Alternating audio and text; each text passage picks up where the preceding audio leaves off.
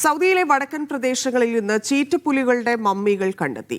ഗുഹകളിൽ നിന്നാണ് മമ്മികൾ കണ്ടെടുത്തത്. 134 ഗുഹകളിൽ നടത്തിയ സർവേയിലാണ് കണ്ടെത്തൽ. 7 ചീറ്റപ്പുലികളുടെ മമ്മികളാണ് കണ്ടെടുത്തത്. സൗദിയിലെ വടക്കൻ പ്രദേശങ്ങളിലെ 134 ഗുഹകളിൽ നടത്തിയ സർവേയിലാണ് കണ്ടെത്തൽ.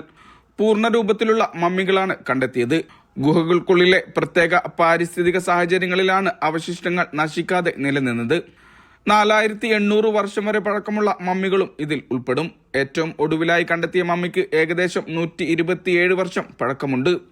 പരിശോധനയിൽ 54 അസ്ഥികൂടങ്ങളും കണ്ടെടുത്തു. അറേബ്യൻ ഉപദ്വീപിൽ അടുത്ത കാലം വരെ ചീറ്റപ്പുലികൾ സജീവമായിരുന്നതിന്റെ തെളിവാണ് കണ്ടെത്തൽ.